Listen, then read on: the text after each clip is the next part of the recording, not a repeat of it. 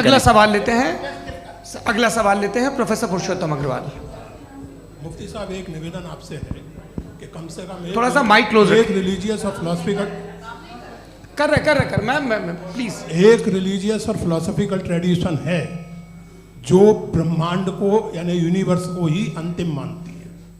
सर्वम खलु इदम ब्रह्मम, this is Chandogya Upanishad, and it completely rules out the existence और नेसेसिटी, आपके शब्दों में necessity of a creator. The creation itself is the creator. तो एक मिनट प्लीज। दूसरा जो सवाल आपने अभी जो आप बार बार कह रहे हैं कि भगवान विद्वान भी है, वाइज, सब जानने वाला, तो अगर विजडम में दुनिया भर के पापों और अत्याचारों को बर्दाश्त करना शामिल है, तो फिर इसका मतलब ये हुआ कि अगर मैं फ्री विल से उसको अपोज करता हूं तो ईश्वर की विजडम और मेरी फ्री विल में कॉन्ट्राडिक्शन है। Because when I am opposing whatever is happening in Gaza, then I am opposing the God's will और गॉड्स विजडम। जवाब लेते हैं क्योंकि तो गॉड की विजडम में, एक मिनट सर प्लीज सर, ये एक जुमला, गॉड की विजडम है कि गाजा में जो कुछ हो रहा है वो हो रहा है, मैं उसका अपोज कर रहा हूं, तो मैं गॉड की विजडम के खिलाफ जा रहा हूं। एक सवाल। दूसरा ये नहीं आपने दो ऑलरेडी सर आप और सवाल कर लें, लेकिन मुझे दो जवाब दे पहले आपने ये कहा, सुनिए मेरी बात सुनिए। इजराइल के गॉड के मुताबिक तुम्हारा ठीक हो रहा है ना? नहीं हो रहा है, ठीक नहीं हो रहा है, मैं बता रहा हूँ क्या हो रहा है। आप तशरीफ रखिए, मैं बता रहा हूँ क्या हो रहा है। Let me complete please. एक सेकंड गाइस, एक सेकंड। ये देखिए, ऐसा है कि ये सब बड़ा आपस में विचार विमर्श के बाद ये तय हुआ था कि कुछ नियम बना लिए जाएं ताकि एक टाइम बाउंड बातचीत चले। और भाई साहब, आप बड़ा ज़रूरी काम कर रहे हैं, लेकिन कैमरे के फ्रेम में आके उस काम को गड़बड़ कर दे रहे हैं। ठीक है गुरु, अब मेरे को कहीं का गुस्सा कहीं निकालना था, सॉरी। नहीं, कोई गुस्सा नहीं है जी। तो प्रोफेसर ने सवाल पूछे, आप उनके जवाब दें, और थोड़ा ये सब लोग थोड़ा ख्याल रखें भाई, सवाल संक्षिप्त रखें जी। आपने दो सवाल किया। सबसे पहला ये कहा कि हमारे पास ये कॉन्सेप्ट है कि ये यूनिवर्स खुद नेसेसरी बीइंग है, creation itself is the creator. How irrational is this कि मैं एग्जिस्ट करूंगा बाद में, लेकिन अभी एग्जिस्ट कर भी रहा हूं, यानी एक ही टाइम में एग्जिस्ट भी कर रहे हैं, नहीं भी कर रहे हैं। This is not true. दूसरी चीज आपने कहा कि अगर इजराइल में, सॉरी माफ कीजिएगा, Israel doesn't exist, occupied Palestine में अगर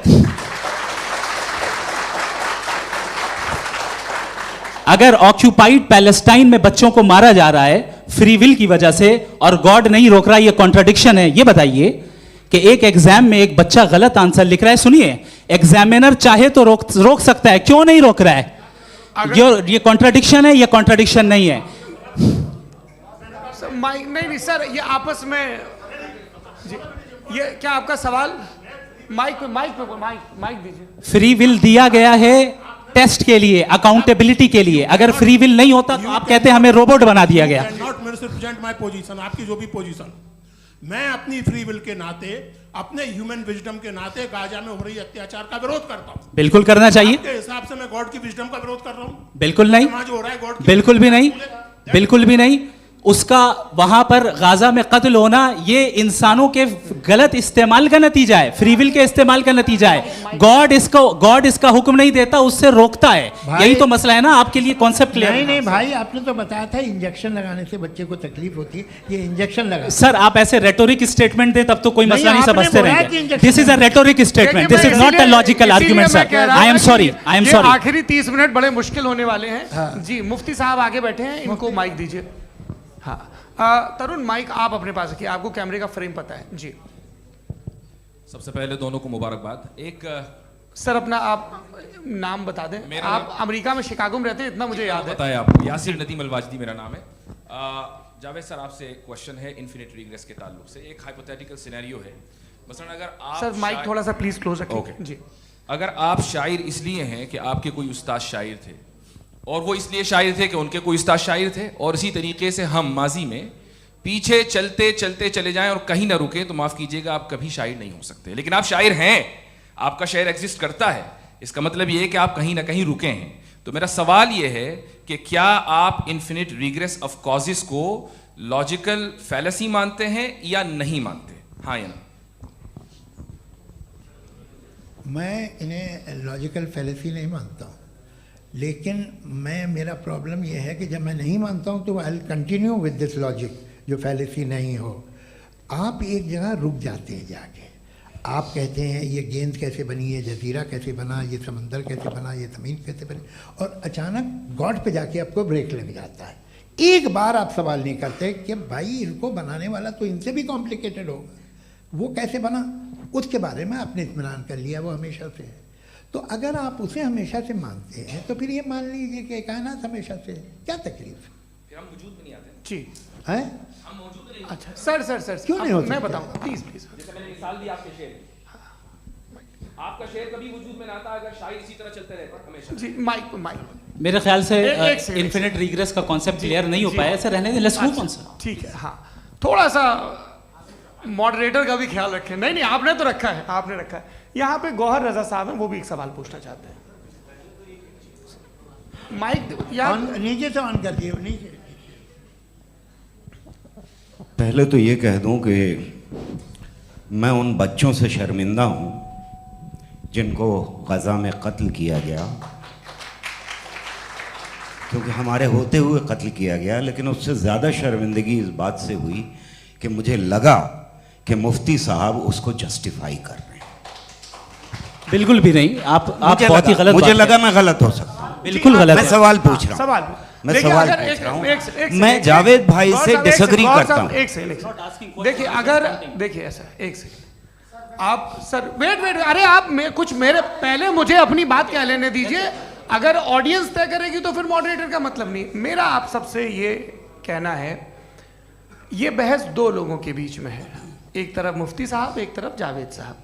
पिछले 1.5 घंटे से ये लोग अपने अपने तर्क रख रहे हैं। आपकी इनसे इत्तेफाकी हो सकती है, ना इत्तेफाकी हो सकती है।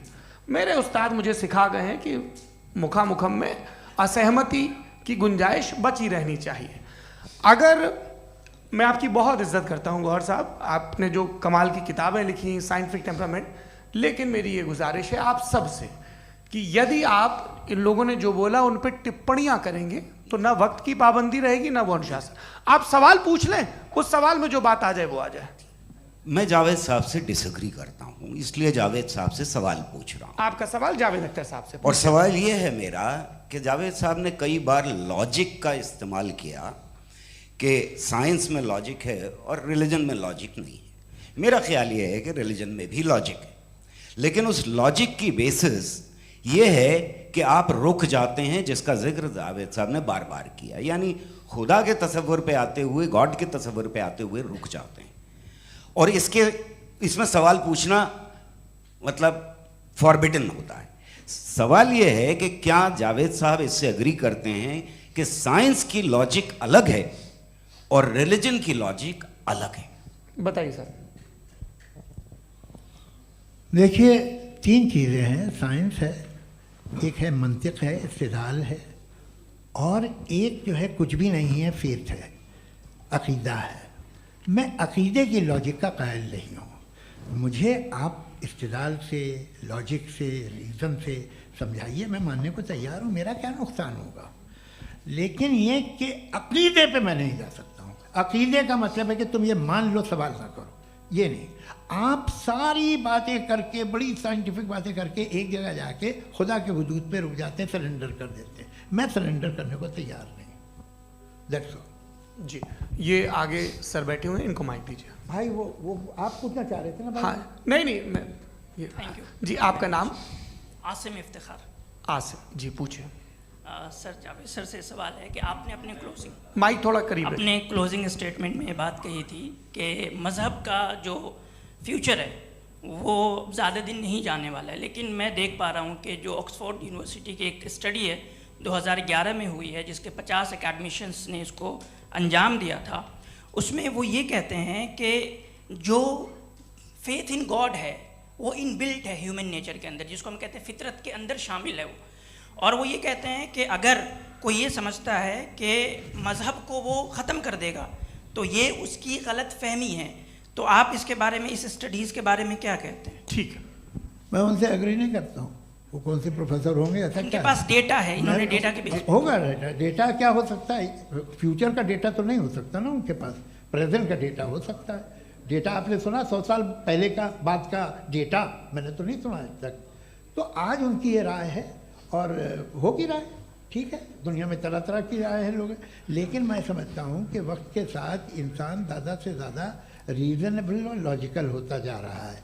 आज आप देखिए वेस्टर्न यूरोप में क्या परसेंटेज है नॉन बिलीवर्स की, बहुत हाई, वहाँ चर्च खाली पड़े होते हैं। तो अल्टीमेटली तो इंसान कोई ऐसी बात बहुत अरसे तक नहीं मान सकेगा, चाहे गलत या सही, जो उससे उसके दिमाग को, उसके जहन को, उसके लॉजिक को अपील न करे। वो कह रहे हैं तो ऑक्सफोर्ड के होंगे तो कैम्ब्रिज के होंगे, तो मुझे क्या लेना देना, उनका डेटा मुस्तकबिल का नहीं हो सकता है। जी दीपक, हाँ पूछिए। मैं आऊँगा, अभी पीछे की साइड भी आऊँगा, माइक वहीं भेजूंगा 2-3 साल के लिए। जी जावेद साहब, आपसे सवाल है। नमस्ते। अरे भाई सर, अगर आप ही लोग को तय करना है तो फिर 200 लोग तय कर लें। ये एक साहब पूछ नहीं रहे सर, हैं। Please don't do this sir, everybody has a right sir, but we can only take Okay. Selected questions. No no sir अरे ये भाई, यंग लोग भी आराम हैं से। तो इनकी ये एक अब बात उतने यंग, सुनिए। भाई आप यंग हैं कि नहीं हैं? एक मिनट, वो कह रहे हैं वो भी आएंगे, यंग हैं पूछ रहे हैं ना साहब, भाई। आप उनकी नौजवानी पर दावा उनको ही करने थे। हाँ मुफ्ती साहब आप यंग, हाँ पूछे। अरे भैया सर, मेरा सवाल ये है। कुछ इनसे भी तो पूछो। जी हाँ। नहीं, बस आपसे एक सवाल है। जैसे थीस्टों के पास अपने जो ईश्वर को मानते हैं, उनके पास अपने सोशल गेट टुगेदर्स हैं। 5 रोज़ आज क्रिसमस आने वाला है, होली है, दिवाली है, ईद है। एथिस्ट क्या ऑफर कर रहे हैं? मतलब मैं इनकी दुकान से बोलूँ, मैं आना चाहता हूँ उस तरफ, पर मैं अट्रैक्ट नहीं हो पा रहा हूँ। मैं सोशल गेट टुगेदर्स क्या है आपके पास?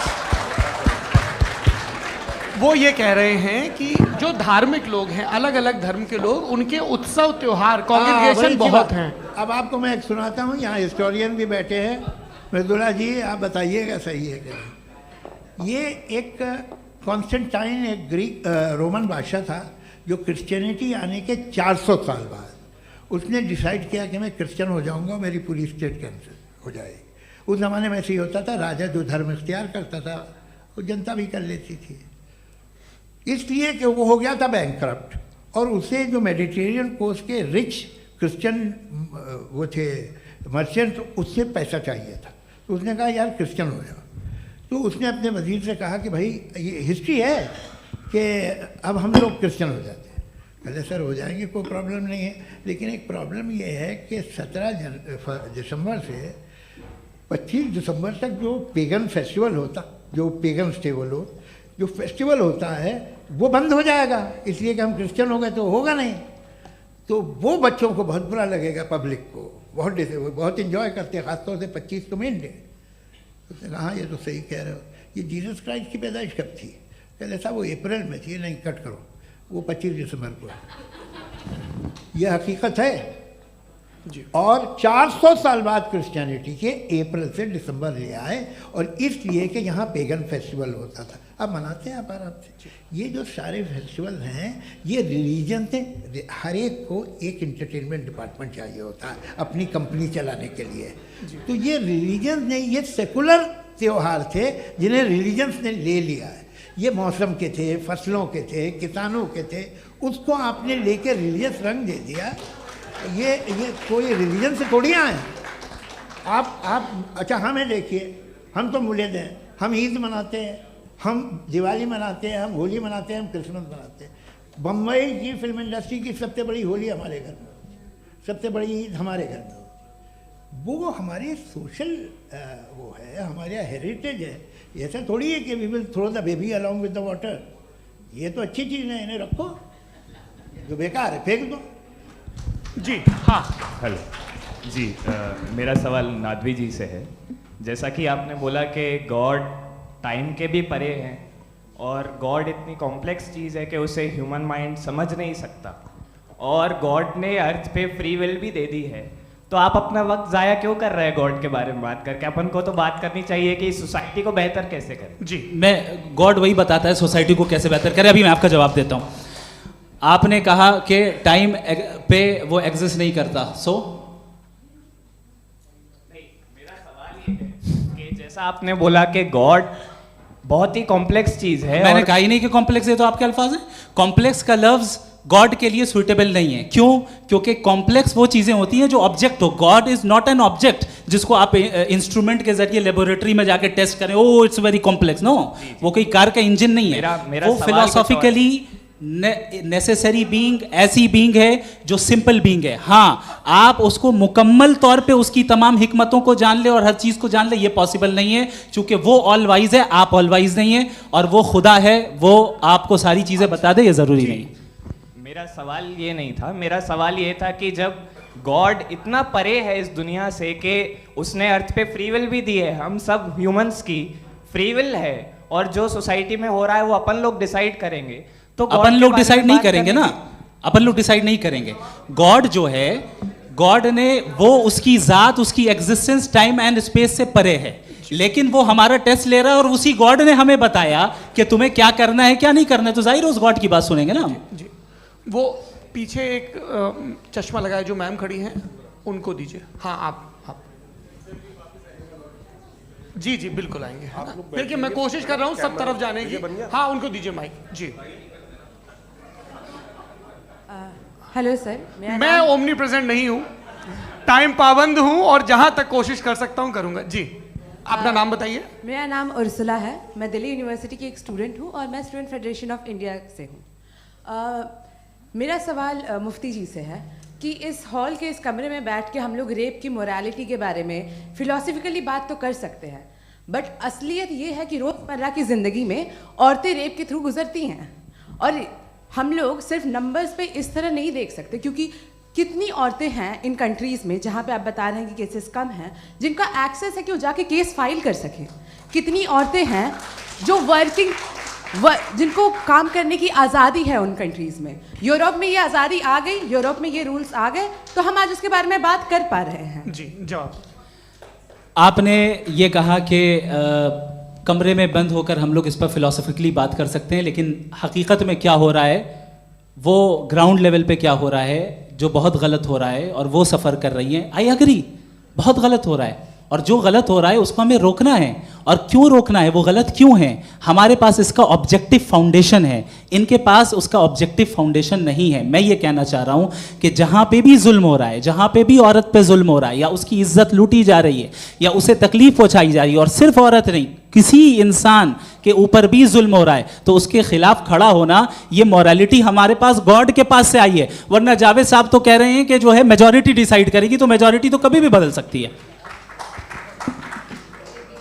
क्या आप हाँ। ये थोड़ी सी आपको गलतफहमी है। मैं अगर मेरे जुमले से ये मदना निकला या मैंने कहा, तो ये जुमला मैं वापस लेता हूँ, ये मेरा मतलब ही नहीं था कि मेजॉरिटी डिसाइड करेगी। मेजॉरिटी डिसाइड करे तो दुनिया में बड़ी, वैसे आपने कहा था ये जुमला। अच्छा, हो सकता है, मैं मान रहा हूँ, बाद में रिकैप कर लेंगे। अरे एक सेकंड, मैं अपनी एक्सप्लेनेशन देता हूँ। मुनासिब बात यह है कि हम सब के सब दिल में जानते हैं कि क्या अच्छा है क्या बुरा है, हमें पता है अच्छी तरह से। जो लोग बुरे काम करते हैं उन्हें भी मालूम अच्छा क्या है। यही तो सवाल था हजरत कि फिर ये मोरालिटी आई कहाँ से? Cross examination. हाँ जी, हाँ। मोरालिटी साथ रहने की डिजायर से आई, यानी साथ रहकर जो कुछ कह दे, जो कुछ कर दे, वो हो जाएगा। नहीं नहीं, तो आप कायदे से रह ही कर सकते हैं जब तक लोगों में मोरालिटी हो, वरना क्यास हो जाएगा। ये आपको कैसे पता? जी, हमने देखा ना, जहाँ मोरालिटी का क्यास हो गया, हम देखते हैं। कहाँ पे देखते भाई? दुनिया में। आप जो कह रहे हैं, आप कहीं पे अगर गलत हो रहा है तो उसको आप गलत देखिए। आप एपिस्टेमोलॉजी की बात कर रहे हैं, मैं ऑन्टोलॉजी की बात कर रहा हूं। मैं इस बहस के बाद आप दोनों लोगों को चाय पे होस्ट करूंगा, वहां पे क्रॉस एग्जामिनेशन कर लीजिएगा। अभी ऑडियंस का हक मार रहे हैं आप लोग भाई, सर जस्ट लोग हैं आप लोग। और ये भाई ये एक हाँ, उधर आएंगे, जी सर आएंगे। अच्छा सर, मेरा नाम लईकुर रहमान है और मैं अलीगढ़ मुस्लिम यूनिवर्सिटी का स्टूडेंट हूँ, और जहाँ तक मुझे पता है कि sir you are also product of Aligarh Muslim University. मैं भी उसी चमन का बुलबुल। हाँ सर, तो बहुत खुशी हुई मुझे जान करके कि मैं आपसे मिलूँगा। सवाल सर, मेरा सवाल ये है, सर सैयद अलैहिर्रहमा का नज़रिया ये था कि खुदा के वजूद को अक़ल के दायरे में रह कर के तलाश करना, न कि पूरी तौर से उसका इनकार कर देना। Sir, how will you define it? नहीं, तो ये तो आप इन्हें बताइए। ये सवाल आपसे खुदा का वजूद साबित कर रहे हैं तो सर आपने इनकार कर रखा है, इस वजह से मेरा क्वेश्चन। उन्होंने यही सर से एक सेकंड, सर सैयद ने यही कहा ना कि अक्ल से आप खुदा के वजूद को साबित नहीं कर सकते, यही कहा ना भाई। वो उन्होंने कहा कर सकते हैं और वो कर दिया गया आज। वो फोन तलाश करना या साबित करना अक्ल से अक्ल से नहीं हो सकता। अरे सवाल तो सुन लीजिए जी। अक्ल से नहीं हो सकता है, यही कहा ना आपने। अक्ल से हो सकता है, अरे वो यही कह रहे हैं भाई, आप बता रहे हो सकता है, वो तो कुछ और। आप अगर सर देखो नौजवान फोन ले लो, वो इतनी कमाल की यूनिवर्सिटी है। अरे भाई दे दो उन्हें जरा, एक मिनट दे दो भाई, मेरी बात सुनो, माइक पे बोलो ताकि जो लाखों लोग देख रहे हैं। माइक दे दो ना। अरे देंगे ना माइक, तुम ठहरो तो। हाँ सर, मेरा सवाल ये था कि सर सैयद अलैहिर्रहमा का एक नज़रिया था अपना कि खुदा का जो वजूद है उसको अक़ल के दायरे में रह करके तलाश करना है, न कि पूरे तौर से इनकार कर देना है। ये उनका कॉन्सेप्ट था। लेकिन मेरा सवाल ये है कि आप इसको कैसे डिफाइन करते हैं, एक्सप्लेन कैसे करेंगे, मैं आपसे जानना चाहता हूँ, क्योंकि you are the product of Aligarh Muslim University. मुझे अक़ल के दायरे में रख के मैंने बहुत तलाश की, मुझे मिला नहीं। हाँ ये इधर वो चश्मा लगाए जो, हाँ उनको दे दीजिए। जी जी फटाफट पूछिए, बस 5 मिनट है, 5 मिनट में खत्म हो रहा है। हाँ अस्सलाम वालेकुम मुफ्ती साहब, एंड मेरा सवाल जावेद अख्तर साहब से। क्या नाम है आपका? अरे भैया सब मुझे पूछ रहे हो। फैज पूछिए फैज साहब। तो मेरा सवाल ये है कि अभी जो एथियस्ट है वो problem of evil argument use कर रहे हैं अगेंस्ट मुस्लिम्स, राइट? कि इस दुनिया में इतना सारा ईविल है और अगेंस्ट मुस्लिम तो यहाँ अगेंस्ट थियस्ट। हाँ थोड़ा सा करेक्ट कर लीजिए भाई, पूरी मशक्कत ही इसी बात की थी कि किसी एक मजहब पे बात न टिके। जी, तो बेसिकली ये आर्ग्यूमेंट ऐसा है कि इस दुनिया में इतना ज़्यादा ईवल एग्जिस्ट करता है और अगर एक ऑल गुड गॉड है तो वो रोकता क्यों नहीं है? लेकिन इस सवाल में एक हिडन अजम्पशन ये है कि इस दुनिया में ईवल एग्जिस्ट करता है। अब एथियस्ट ये कैसे ऑन्टोलॉजिकली प्रूव कर सकते हैं कि इस दुनिया में ईवल एग्जिस्ट करता है? मैं आपको बताता हूँ, थोड़ा सा समझा। नहीं सर हम लोग इनको सुनिए। नहीं please don't do that. I want to explain ontologically. नहीं हम समझ गए सर, इनको अब जवाब देने दीजिए। अच्छा सवाल पूछ लो। मैं अभी तक क्या था वो मैं थोड़ा सा ऐड ऑन कर लेता हूँ। तुम गुरु, तो हम जब इसका राउंड 13 करेंगे ना तब तुमको स्टेज पे बिठाएंगे। जी तो हाँ जल्दी से। तो देखिए एथियज्म के हिसाब से सब कुछ रैंडमली बन गया है, सब कुछ एटम्स और मॉलिक्यूल्स है। एक पत्थर में और मुझ में सिर्फ इतना फर्क है कि हम लोग एटम्स और मॉलिक्यूल्स का अलग अलग रीअरेंजमेंट है। अब एक पत्थर को कोई इंसान तलवार से 2 टुकड़ों में काट दे या मुझे, according to atheism it is same. There is no evil and good according to atheism. जी अच्छा, फैज साहब का सवाल ये है कि हाँ कोशिश भी करते तो इससे गलत सवाल नहीं कर पाते। एक लाइफ फॉर्म है और लाइफ फॉर्म में फीलिंग्स हैं, मतलब लाइफ फॉर्म सुनता है, देखता है, टेस्ट कर सकता है, फील कर सकता है। तो उसकी जो ये जो क्वालिटी इस बबल में आ गई हैं वो जानवर में भी है, इंसान में भी है। तो जाहिर है कि उसे कोई तकलीफ पहुंचेगी, तो चूंकि उसके पास वो सेंसिटिविटी है तो मैं करेगा। पत्थर में वो सेंसिटिविटी नहीं है। तो ये क्या सवाल हुआ कि अगर पत्थर को काटा तो पत्थर को तकलीफ नहीं होती, तो आपको काटे तो आपको क्यों तकलीफ हो? बैठ जाइए। जी हाँ अगला सवाल। हाँ पूछे जी जावेद अख्तर साहब। अरे भैया सब आप लोग मुफ्ती साहब को छोड़ रहे हैं तो मेरे ही पीछे पड़े हैं क्या? फिर चलो बोलो भाई। You asked how God can exist when children die in Gaza. हाँ? You asked how God can exist when children die in Gaza, and you also mentioned the rise of atheism in Europe. But the same events also are leading many atheists and non-believers to turn towards faith. How do you interpret this contradiction, where suffering pushes some away from God, yet brings others closer to belief? आपको एक बात बताऊं, दुनिया perfect तो कहीं भी नहीं है, हर जगह कुछ खामियां हैं। बेटा एक मिनट, आप ही को कहेंगे। देखो वो तो कुछ खामियां, कमज़ोरियां, खराबियां सब जगह है। लेकिन अगर देखोगे ईमानदारी से कि दुनिया सबसे ज़्यादा महज़ब कहाँ है, एक आम शहरी को कहाँ हुकूक हासिल हैं, वो बोल सकता है, अपनी मर्ज़ी से काम कर सकता है, अपनी मर्ज़ी से राय दे सकता है, हुकूमत के ख़िलाफ़ बोल सकता है, बरसरे इक़्तिदार लोगों के बारे में बोल सकता है, सरमायादारों के ख़िलाफ़ बोल सकता है। तो आपको ये स्कैंडिनेवियन कंट्रीज़ में मिलेगा, वेस्टर्न यूरोप में मिलेगा। मैं नहीं कह रहा वो परफेक्ट है, बिल्कुल नहीं, वहाँ बहुत ख़राबियाँ भी हैं, परफेक्ट तो कोई। लेकिन जिन जिन मुल्कों में, लैटिन अमेरिका देखो, गल्फ़ देखो, वहाँ पर आपको ये ज़रूर है कि रेप नहीं होते होंगे। रेप की ज़रूरत क्या है भाई? उसको तो ख़रीद लो, घर में रखो, सड़क पर रेप करने की क्या ज़रूरत है? मगर सुनिए, मगर हकीकत ये है कि वहाँ शख्सी आज़ादी राय देने की, बोलने की नहीं है। जी ये एक आखिरी सवाल मुफ्ती साहब से। हाँ मैम, इनको माइक दीजिए। शुक्रिया। मेरा नाम मनीषा है, मैं हरियाणा से आई हूँ। मैं मुफ्ती साहब से एक बात पूछना चाहती हूँ। आप बार बार जावेद साहब को कॉन्ट्राडिक्ट तो कर रहे हैं कि आपने ये कहा, लेकिन आप भी अजम्पशंस के बेसिस पे बात कर रहे हैं। आपने खुदा के होने का कौन सा प्रूफ पेश किया है खुदा की एग्जिस्टेंस का? अब इस सवाल को अलग रहने दीजिए, कौन एथीस्ट है कौन नहीं है। और दूसरी बात जो आपने एक छोटी सी कही थी कि ये फ्री विल का इस्तेमाल करता है इंसान अपनी, लेकिन इस फ्री विल का इस्तेमाल में मतलब खुदा ने ये दे दी सबको ये इजाज़त कि वो कितना घिनौनापन और कितने ज़्यादा ख़राब से ख़राब तरीके इस्तेमाल कर सकता है। जवाब सुनते जी। आप फ्री विल को मानती है ना, या अब कहती है कि फ्री विल नहीं है ना? मानती है ना? तो अब आपके पास इसका कोई एक्सप्लेनेशन नहीं है कि अगर एक इंसान उस फ्री विल का इस्तेमाल करके गलत काम कर रहा है और बच के अच्छी ज़िंदगी गुजार के निकल जा रहा है, उसका कोई रिकम्पेंस नहीं है। हमारे वर्ल्ड व्यू में जो इंसान गलत काम कर रहा है उसको भी रिकम्पेंस यानी उसका बुरा बदला मिलना है, और जो सही काम कर रहा है उसको सही बदला मिलना है। लिहाजा जो फ्री विल है वो इस तरीके से है कि एक लिमिटेड टाइम तक खुदा ने मोहलत दी है। ऐसा ही नहीं कि छूट दे दी, जो करना है करते रहो हमेशा। वक्त आएगा जब एग्जाम का टाइम खत्म होगा तब रिजल्ट आएगा। दौराने एग्जाम जबरदस्ती आपको नहीं बताया जाएगा। अरे भाई एक सेकंड, जी एक सवाल मुफ्ती साहब से मेरा, मुफ्ती साहब से जी हाँ, रुक जाइए। आपसे फोन, आप इसके बाद आपसे यही रहेंगे वो। हाँ बोलिए। मैं मुफ्ती साहब एक ही सवाल करता हूँ कि अगर जो हो रहा है फ्री विल से हो रहा है और एक दिन बरोज़ क़यामत इंसाफ होगा मैशर में वगैरह वगैरह, तो दुआ क्यों मांगते हैं लोग? दुआ मांगते हैं इसके मतलब है अभी भी उसने ये डिपार्टमेंट रखा है कि मैं रोज़मर्रा की ज़िंदगी में बिल्कुल बिल्कुल ही कैन।